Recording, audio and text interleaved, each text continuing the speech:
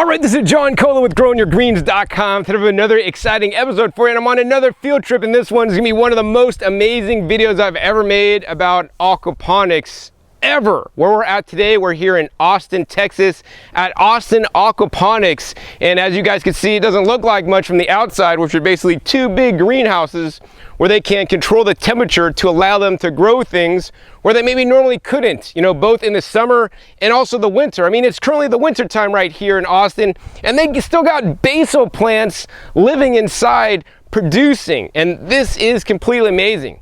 So, you know, Rob Nash is, you know, been into aquaponics for over 10 years now, and he is, you know, in my opinion, one of the innovators and leaders in the whole field. He does so many experiments, you know, he's not like some PhD dude, but he's down here in the trenches, you know. He's so busy that I'm here in Austin for a week, and this is the only time for a small window of time that he could even see me. So it's like, I'm completely happy to be here, and more importantly, amazed and excited to share with you guys what Rob is growing inside and how he's doing it, because he's doing it differently than anybody else in aquaponics that I've ever seen. So anyways, let's head inside to the greenhouses and show you guys what's growing on. So now I'm gonna head into just one of the two greenhouses that they have here at Austin Aquaponics, and it looks like to me they basically got a whole bunch of different systems growing on, because whether you're gardening in soil, whether you're growing in aquaponics, there's always a system, you know, that you need to set up and properly follow, otherwise you're not going to be successful. So it looks like they got to me some deep water culture aquaponics, basically also some stuff growing in some media, some gravel. They got a little area for seed starting. They also got, wow man, some wicking beds. I know this is going to be simply amazing. So let's go ahead and show you guys how the aquaponics works here, because it works a little bit differently than many places I've visited. So now we're in a climate controlled portion of the greenhouse that contains the two large fish tanks. Now you guys can't see the fish, but I can. There's a bunch of tilapia down in here. And you know, for many people in aquaponics, you know, fish are the driving force that makes the aquaponics, you know, happen. Well, you know, this may or may not be true, because one of the things Rob is doing, he's doing literally fishless aquaponics, and you have to stay tuned for a little bit longer in the video for that part of this. But in this area, he does have the fish where he is growing them and feeding them, and then of course aquaponics, how it works is you feed the fish, they make the fish poop and the fish pee, and then that fish poo and pee is then sent out to the plants, you know, in a few different ways, and it is filtered through biofiltering or through natural bacteria, fungi, earthworms, and different creatures that basically turn that into nutrients for the plants. So I guess the fish aren't too exciting because they kind of blend into the water here. Let's go out and take a look at some of the plants he's growing. So after the fish poo and pee in the water is then sent into these gravel beds, and these beds are huge. This one actually still contains basil here in the winter time in Austin. They're still growing. He's growing the Genovese basil that makes nice large leaves, and the customers like, and they grow particularly well in the system here. And one of the cool things is basically all this media here, the rocks, is the filter for the fish poo and pee. It comes out here, gets filtered in here. There's different bacteria and creatures in here that basically are digesting the fish poo and pee and turning it into plant food. And I mean, that is the secret of aquaponics. And so once it goes through these 4 beds, it then goes into the float and raft system where he's growing the lettuce. So hey, I think they're working over there today. So let's go ahead and check out and see what they're doing. So now I want to share with you guys another area of the grow here, and it's basically the raft system. So you know, you guys saw the system in the rocks and all that, but beyond that they have a whole soilless system just in rafts, and they're growing tons of beautiful lettuce here.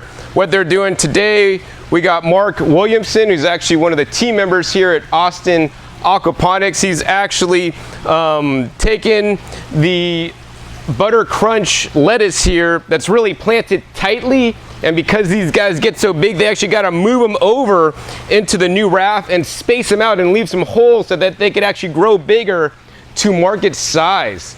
So what I want to do next is actually show you guys some of the rootage on these plants and how healthy they're growing. So now we're looking at the deep water culture here at Austin Aquaponics, and this is completely amazing. I mean, Rob has so many tricks of the trade to literally maximize production. You know, you guys just saw Mark dividing the plants, and basically in these rafts here made by Aquaponics, which are really cool. I like it a lot because they're pre-made, they're UV stabilized with planting holes every like 4 inches. And you guys can see, check out the rootage, man. These guys are some healthy roots. What Rob does right when he plants and transplants the initial lettuces, he plants using every single hole. And this is not normally done. What's normally done is they basically use every other hole because the plant's gonna get large. So what he does, right when he plants them, he uses every hole, and as they get bigger, when they're gonna start crowding each other out, then he pulls ones out to leave spacing in between, and that's what Mark was doing. This increases his production by like 35% instead of just spacing them, you know, more far apart. This is one concept I wish I could use in my own raised bed garden, because in a raised bed garden, you can't really move plants once they're planted. But what you could do in a raised bed garden when you do plant your lettuce, you know, interplant them with something like radishes that'll grow pretty quick and be done by the time the lettuce gets large. So I know what you guys might be wondering, John, okay, we saw the fish, we saw the gravel beds, we saw the water culture beds where they're growing the lettuce, but where do the plants come from? Well, he actually gets the seeds, the organic seeds, and starts everything from seed here that is produced, and he gets the high mowing seeds that are organic, and then basically he starts the seeds in the flats under the lights that we're looking at here, and these guys are growing. And let's take a look. Wow, check out these roots, man, looking really nice. He grows them in here for a little bit under the lights, and then when they're big enough, he takes them outside into a flood and drain bed where they're basically fed the fish water that's been filtered before they get transplanted out into the beds outside. So let's take a look at that setup next. So here's a flood and drain bed that he actually uses to basically grow the plants out larger before transplanting them in to the other gravel bed or the float bed. And they look all pretty good. Now I want to stop here. You know, he does use organic seed and, you know, uses organic growing practices here, but is not certified organic. You know, I think certified organic, you know, for the most part is a sham, because you never know kind of what the farmer is doing. And so there's certain rules in organic agriculture that I definitely do not agree with. That being said, at least it is some kind of standard to know how your food is produced. Even better than knowing how your food is produced is, of course, to produce it yourself. And that's why I think that growing your own food, getting your own aquaponic setup is the best thing to do at all, because then you know exactly what is sprayed, what is used on the food. So actually what I want to do next is, because there's a common misconception that, oh, if you just have the fish and you got the gravel beds, you got the plants, that's everything you need. Well, let me tell you, you know, his style of aquaponics is different than others. You know, he has a more model like I do with my soil garden. You know, he really enriches the beds here, the growing media for the plants, to give them all the different nutrients they need. He has, you know, bunches of different things that he uses in addition to the fish, and sometimes without the fish, to get everything to grow and look as great as they do. So let's go head over to his secret bunker and show you guys some of the nutrients, organic approved nutrients that he uses that I would definitely approve of. All right, so now we're looking at just one of the many areas that he has all the different nutrients, or some of the different nutrients he uses. I mean, he has nutrients all over in different locations for different beds, and he's always experimenting and doing something a little bit different so that he can learn and grow as a farmer, and more importantly, also as someone who teaches this stuff to you guys. And I want to encourage you guys out there to, you know, when you garden, don't just garden as like, oh yeah, John showed me this and that's what I'm gonna do. Well, I mean, that's a good starting point, but I always want to encourage you guys to you know, have like a childlike mind and always experiment. Well, hey, what if I did it like this? It might be better, or of course it might be worse. But if you don't try, you're never gonna learn. So, you know, he uses lots of different nutrients, experiments with some, has some study ones that he uses like, you know, all the time. And I don't know which one of these is like experimental or non-experimental, or which ones are tried and true. I know he does like the Actinovate and the another one by the Actino Iron, and these are Armory listed. He uses like organic inputs. Another line that he's using these days that he's really into, and you'll learn more about this in a little bit, is the Omna Essential Raw, and this is basically the soybean aminos. That's a nitrogen source. He also has, of course, has kelp and the general organics, organic line, bio seaweed, of course the earth juice. I mean, we could go down all the different natural products, humic acid, and you know, besides being able to use these in a water-based system like he is, of course you could also use these in a soil-based system. He also has, of course, the compost tea activator, because he's actually brewing his own compost tea that actually we'll look at next. Of course, neem oil, which is an organic way to control the pests, which I have a really good episode on. Biomin, all different kinds of stuff here, man. Grower's Secret. I mean, I could just go down all these different things he's using. You know, I don't want to waste your guys' time. Oh, another really cool thing that he uses here that I'm really into is he's also really into the trace minerals. You know, when I come and visit a farm or see a grower using the trace minerals, you know, I know they know their stuff, you know, because it's very important, besides just the NPK that's in standard fertilizer bags, is to get the trace minerals in your garden, guys. He's got the C90 product here, which is like a food grade salt. It's quite salty.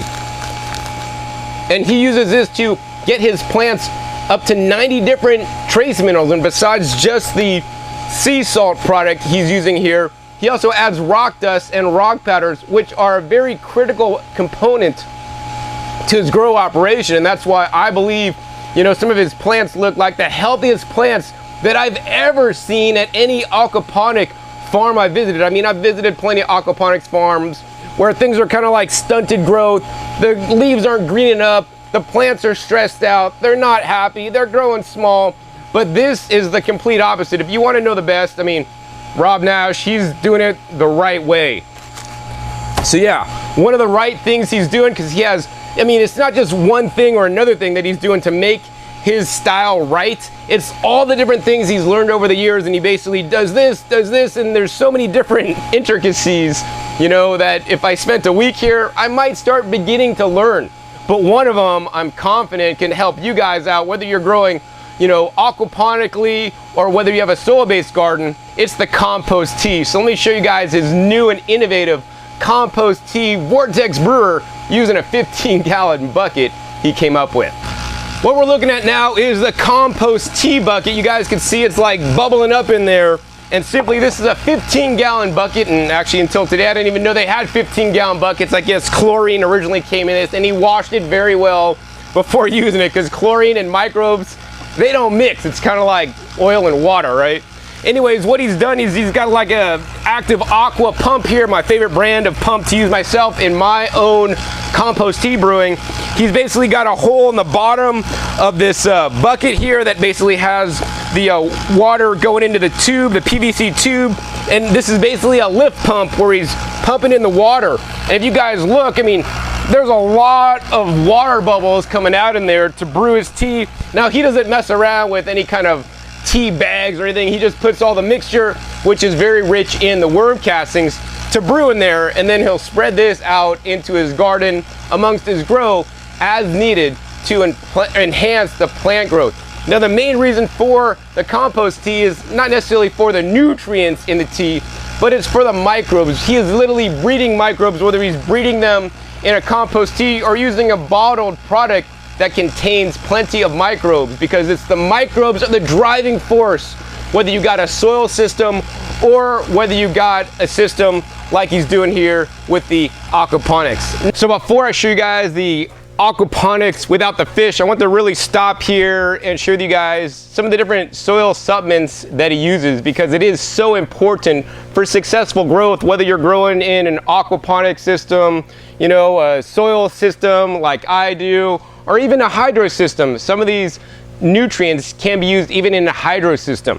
And you know, of course, you know, one of the bases of my gardening style, and apparently of Rob's too, is the worm castings. He has some organic worm castings. I mean, the worm castings literally provide the fire, you know, to break down the nutrients and make them available for the plant. So he uses plenty of worm castings. He has a lot of different diverse mineral supplementation with different levels of both, you know, macro and micro and trace minerals, which super critical for your gardening style. I mean, he really likes to focus on this when he teaches classes, and this is what I try to focus on too, because most people are not focusing on trace minerals. And you know, he, like me, likes to use varied sources and not just like one rock dust powder. He uses all different kinds because, you know, every different kind, and we mix them in small amounts, you know, can provide something different to your plant. Feed a certain different kind of microbe that might not like a different kind of mineral, right? And we need this biodiversity in minerals and also of the microbes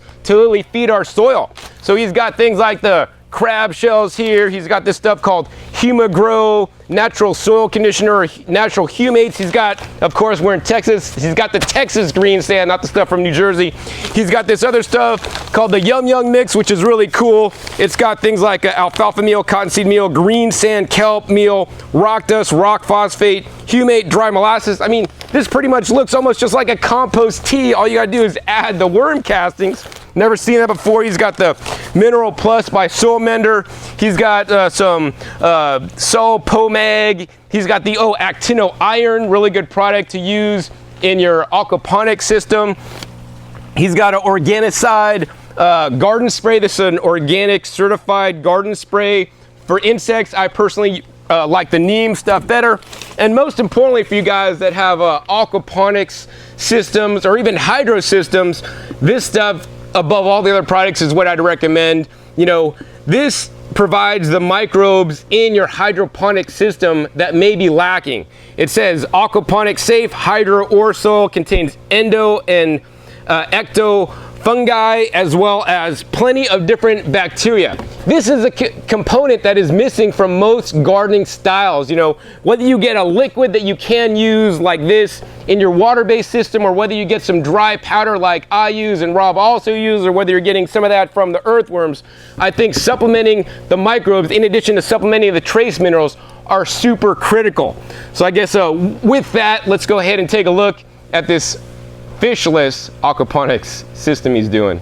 So now we're looking at the fishless aquaponics system. I mean, this, to me also is the future of farming. You know, we don't really need fish in an aquaponic system, right? Fish are like an intermediary step. They're really not required, but they're so like given like, you know, like they're God, like in the aquaponic system. You don't really even need them if you do it properly like he's doing here. As you guys can see behind me, he's got plenty of nice, delicious Swiss chard growing and some dinosaur kale that's, you know, topping at 2 to 3 feet. And yes, you know, I just showed you guys the clip of all the minerals and microbes that he uses, and those are the true driving forces in a system like this. And how this happened for Rob, because I could show you guys in this little tank here, there's no fish. What happened to the fish?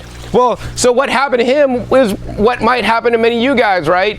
You know, he's got tilapia, they're cold sensitive, there's a cold snap, he lost his fish, but meanwhile he has all these vegetables growing in the bed. But now your source of fertilizer is poof, it's gone, your fish are floating, man. They're not making any more nutrients for you guys. What do? You can't, you know, get large size tilapia like in bulk, mass quickly to repopulate your fertilizer source.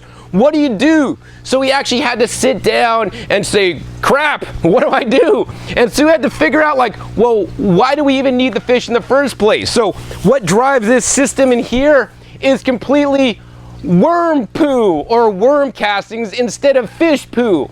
And as you guys can see, it's working amazing. And he's had to supplement some of the other natural organic ingredients that he uses in his whole garden style, but it's working amazing. And so what if we could do aquaponics without fish? Well, you don't need to no longer ask yourself, what if we could do it? Because it can be done, and Rob Nash knows how.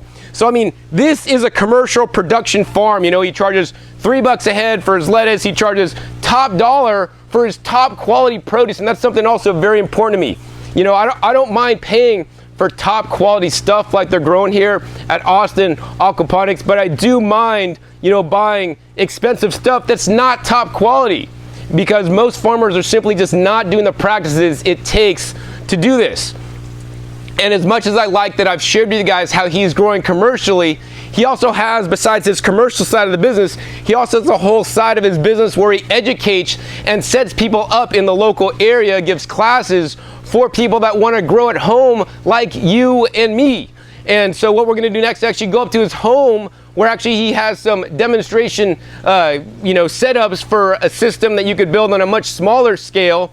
And also he gives classes here. So let's go ahead, go up top and share more information about that. So now we're up top right next to Rob's home where he lives, and actually what we're looking at now is a little classroom area, because every 2 to 3 weeks he gives a class here that you can come and attend and learn the wealth of the knowledge, and how to apply the knowledge that he's learned commercially in a home environment. So he just has, like 10, 15, 20, 30 people here giving a little class, and he gave an intro class, which he often gives, and he's just kind of explaining to me, the two setups you guys kind of see off to the side of the picture. There's like a lot of different ways to do aquaponics, right? They got just 2 stock tanks, maybe about $120 worth of stock tanks, drill a couple holes, and you got an instant system that you could start growing food in. Or if you want to, spend a little more money, have a little bit more nicer looking, you could get the similar system, line it with wood and, a pond liner,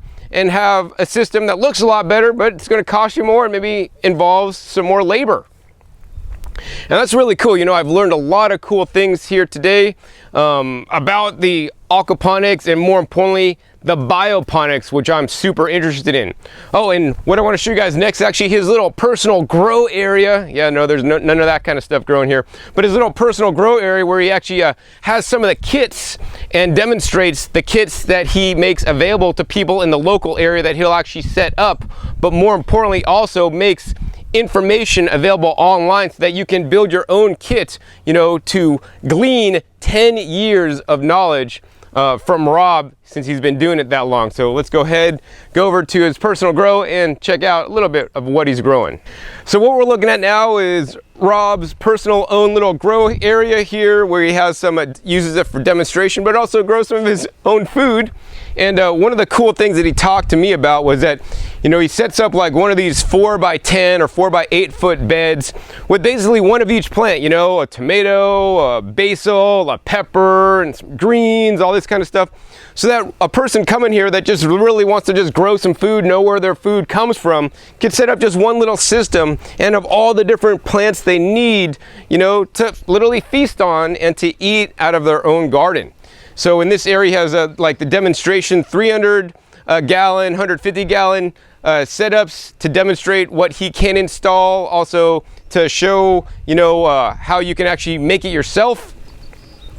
He also has other little systems just as demonstrations, and besides just growing the vegetables, which is most commonly talked about in the aquaponics, you could also grow things like trees and grapevines. So you have some grapevines there that are 2 years old now that are doing quite well. He's gonna be growing some blueberries in this same fashion through a mixture of bioponics, aquaponics, or even hydroponics, and he like intermixes what he does in each different set. I'm like, hey, what are you doing this setup? He's like, well, I'm gonna use the fish water from there, and then I'm gonna add some additional nutrients up top. And like, man, the dude's really into this stuff. So actually I'm really excited about the next part of this episode for you guys, because I'm gonna get to sit down with Rob, the creator, the master grower here, and we're gonna, basically pick his brain a little bit for a little bit of time I got left here, and share that information with you guys. So actually, let's go ahead and head back down and talk to Rob. So now we're with Rob Nash, the master grower here that made all this happen. I mean, he's been growing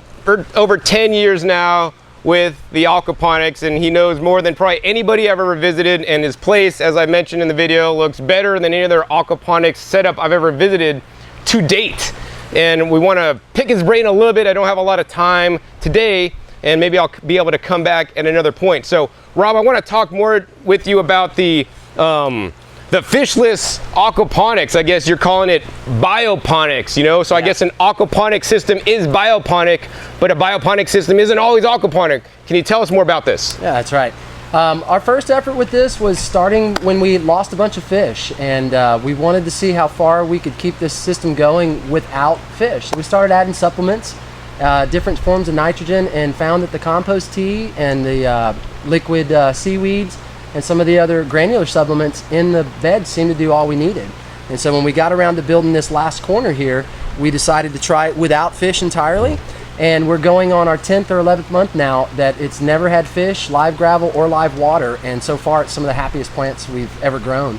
And so I think this might be something you see a lot more of here at our farm. So how can somebody learn more about this if they got a fish system, they lost their fish, or whether they just don't even want to deal with the fish in the first place? You know, there's a lot to it, and without going into a how-to video, I would say that I like your videos because you always talk about the supplements and whatever in the gravel. Otherwise, you're welcome, if you make it into Austin or if you're in the area, come and join us for a Saturday class. We do a lot of intro classes, and we do our how-to aquaponics as well as the bioponics and a compost tea class as well. Yeah, I definitely would recommend any classes in the area.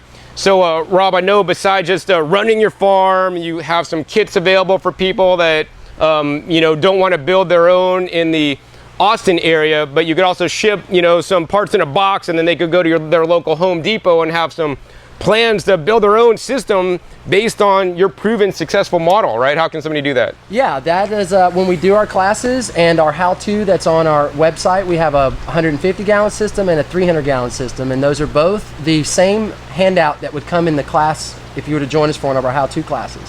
And like you said, every bit of it except for the hydroponic parts, the pumps, the air stones, and the air compressor, the air pump, are all sold from either a Home Depot or any other hardware store. So with that and a trip to an hydroponic shop, you would have everything you need. And if you have a hard time sourcing those materials, we actually sell the parts kits for the AP 150 and 300-gallon system. So if you need to, you can just email us and we'll send you that parts kit to accompany the hardware stuff. Awesome, awesome. Yeah, so I mean, you guys could literally build one of these systems. If you got a standard hardware store, no matter where you are in the world, I mean, I think that's great. And then you could use it fish or fishless, right? That's right. That's awesome. So, I mean, I always recommend for you guys, because to me, and maybe Rob would agree while asking this question, you know, I always believe that a raised bed garden, you know, supplementing the soil with minerals and microbes and all this stuff is way easier than doing an aquaponics or even aquaponics without fish. Would you agree with that? Absolutely, and I like to make it clear to most folks, although I'm a diehard aquapon and I'll probably have fish until I can't, you know, stand up. I don't consider aquaponics the end-all be-all to commercial food production. I really like what a wicking bed offers, but they're really good for rooted crops and other stuff. But you really can't beat the vigor that you get from an aquaponic system for your leafy greens. And so I think it really just shows that each methodology is better suited for a particular plant type, and I think it's best to have a little bit of everything. I totally agree. Diversity in the minerals, diversity in the microbes, and diversity in your growing systems, because if one system grows out literally, you're gonna have a backup system in place so you can continue, you know, to grow some food. So I mean, and the other thing I really want to talk to you today about, Rob, is the microbes and the minerals, really, that you really, which are the supplements that you add to your garden. Can you share some more knowledge and insight on this? Because this is something I'm super passionate about. I think just like you, I was really looking into what makes food superfood, and realizing that aquaponics is a great way to supplement nitrogen. There's a few things that are lacking. You can get a fruiting plant to fruit, but you won't see its maximum potential without adding some potassium to phosphorus or whatever. And then looking into how to supplement soils and even an aquaponic system, I realized there was a lot of these things could be enhanced or increased. And so we just started shopping around and seeing what our options were. And the more we researched about soil microbiology, the more we learned that all of this system, even the biology that the aquaponics relies on to create nitrogen, benefits from these other microbial foods, if you will, citric acids and sea kelps and all that. And so we realized that by supplementing our system to make the plants do what we want them to do, we actually wind up with a better food in the end. And when we explain that to our customers and the folks especially that have been to our class and they see all the trouble we go through to supplement this, they realize quickly that that's the food they want to be buying or growing for themselves. And it's not just buy some seeds and hope for the best with that bag of soil you bought, but by supplementing this stuff, you know you're going to get the vitamin content that you're looking for that even got you headed down this path in the first place. Wow, wow. I mean, I totally agree with that. I've had a great time here at Austin Aquaponics. If you live in the area and are not growing your food, I definitely recommend, seeing him at the farmer's market to get some of the highest quality stuff I've ever seen here in Austin. And if you don't live here, you could check out and learn more about him at austinaquaponics.com to learn about the classes, the kits, and all this kind of stuff. And Rob, I hope to be able to come back another day. Thank you for having me out today. Yeah. I got to run and pick up my girlfriend, who I'm late for.